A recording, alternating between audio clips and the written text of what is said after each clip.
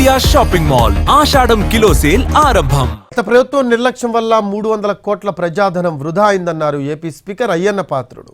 అమరావతిలో 5 ఏళ్లు నిర్మాణాలను గాలికి వదిలేశారని మండిపడ్డారు. రాజధాని ప్రాంతంలో పర్యటించారు AP speaker Ayyanna Patrudu. Assembly ప్రాంగణంలోని media hall నిర్మాణాలను పరిశీలించారు ఆయన. అసెంబ్లీలో అసంపూర్తిగా ఉన్న లైబ్రరీ, డైనింగ్ హాల్ నిర్మాణం తక్షణమే పూర్తి చేయాలని సిఆర్డీఏ కమిషనర్ను ఆదేశించారు.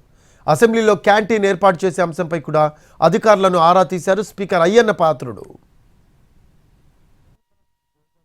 ఆ రోజు ఎస్టిమేషన్కి ఇప్పుడు మళ్ళీ స్టార్ట్ చేస్తే ఎస్టిమేషన్కి సుమారు 300 కోట్లు సుమారు ఎక్సెస్ అవుతుంది.